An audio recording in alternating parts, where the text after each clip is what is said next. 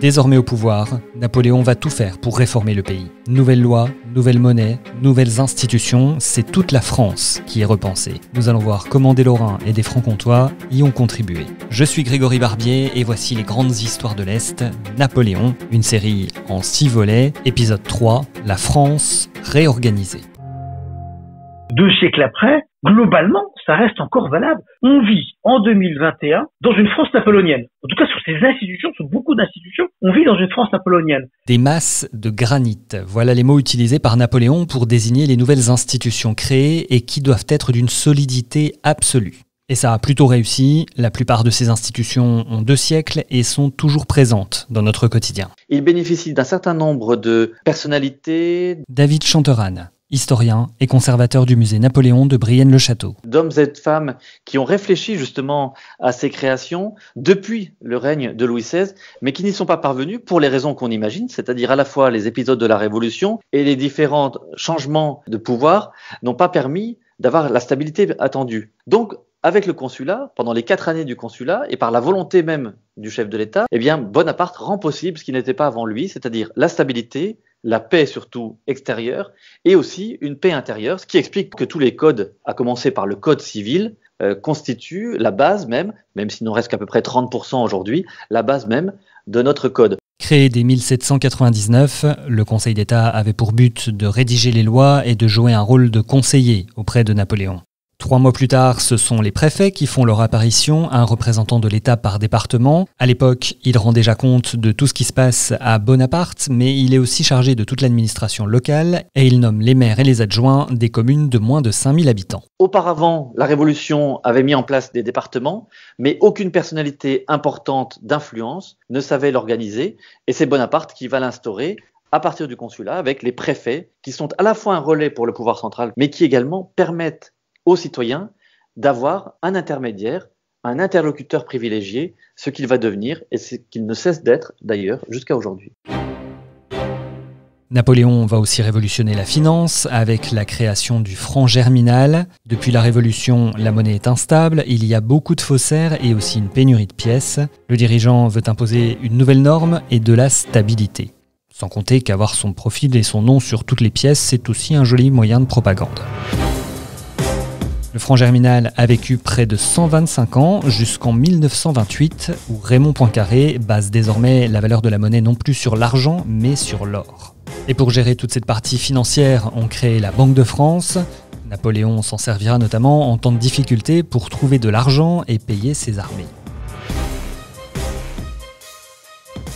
Mais ce qui est peut-être le plus important aujourd'hui dans l'héritage de Napoléon, c'est le Code civil. Le Code civil, c'est un travail dont on reconnaîtra avec les bienfaits. Thierry Chauffat, président des Vosges napoléoniennes et maître de conférences en sciences politiques.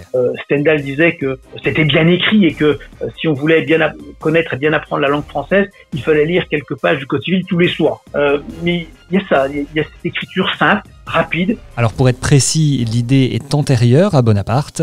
En 1789, à partir du moment où la Déclaration des droits de l'homme est adoptée, il faut en déduire que les règles devront être les mêmes pour tous les citoyens, de nouveaux principes qu'il s'agit de transcrire dans un code des lois civiles, mais l'instabilité politique est telle qu'il faudra attendre Napoléon pour remettre le sujet sur la table.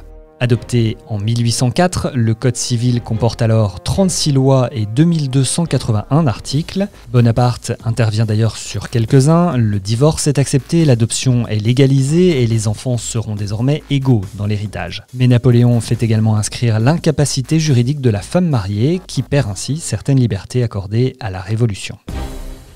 Le Code civil ne restera pas seul bien longtemps, il est complété dans les 6 ans qui suivent par le Code de procédure pénale, le Code de commerce, le Code d'instruction criminelle et le Code pénal. Plusieurs Lorrains joueront un rôle essentiel dans la rédaction du Code civil, arrêtons-nous sur 2 d'entre eux, Jacqueminot et Boulet. Jean-Ignace Jacqueminot est meusien, il est considéré comme l'un des inspirateurs du Code civil dont il a présenté un projet à l'Assemblée dès 1799. Complice du coup d'État du 18 Brumaire, il est aujourd'hui enterré au Panthéon. Le deuxième, c'est Antoine-Jacques-Claude Boulet, Vosgien né à Chaumouzet. Napoléon l'avait nommé président de la section législation du Code civil. L'histoire dit que c'est sur son insistance que la place royale de Paris serait devenue place des Vosges. Son fils, deviendra vice-président de la République en 1849 et sa sœur épousera Jules Chaudron, devenu baron de Courcelles en 1866. Et si le nom Chaudron de Courcelles vous dit quelque chose, c'est normal, c'était le nom de jeune fille de Bernadette Chirac. Voilà pour les grandes institutions qui ont bouleversé la France à l'époque, mais Bonaparte a aussi voulu agir très concrètement avec d'autres moyens. Il va créer le cadastre, réorganiser les ponts et chaussées, lancer la création de nombreuses routes, l'agrandissement des ports ou le creusement de canaux. La vie quotidienne des Français est aussi marquée à l'époque par les almanachs, sorte d'annuaires avant l'heure dont le plus célèbre a été créé par un Lorrain. Son nom, vous le connaissez forcément, il s'appelle Bottin. Sébastien Bottin est originaire de Grimont-Villers dans la Meurthe et à la fin des années 1790, alors qu'il est premier auxiliaire du préfet du Bas-Rhin, il propose de publier un annuaire statistique du département. Une description qu'il fera également dans le Nord où il part quelques années plus tard. Dedans, on retrouve les chiffres de la population, la superficie de certaines cultures ou bien le nombre de tireurs à l'arc. Ce qui achèvera de faire sa réputation et ce qui fera entrer le mot bottin dans le langage courant, c'est l'almanach du commerce de Paris et des principales villes du monde, dont il va s'occuper pendant plus de 30 ans, de 1819 à 1853.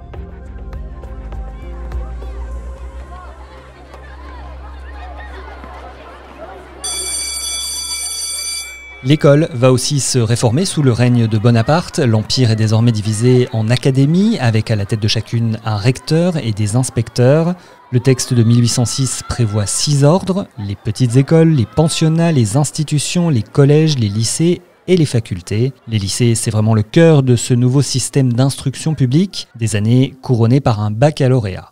En Lorraine, 2 établissements sont créés dès le début du XIXe siècle. À Metz, le lycée Faber ouvre ses portes à 240 élèves dans un ancien couvent. Et à Nancy, le lycée Henri Poincaré est fondé sur l'emplacement, là aussi, de 2 couvents dont les membres avaient été expulsés à la Révolution. Avec toutes ces réformes, la France s'organise, elle s'apaise, son économie redémarre. Mais allons voir un peu plus loin du côté des colonies françaises. En 1794, l'esclavage avait été aboli par la Convention.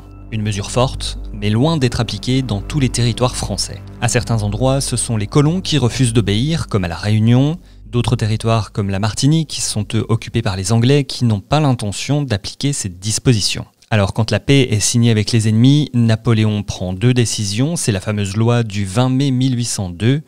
Partout où l'esclavage n'avait pas été aboli dans les faits, on le conserve.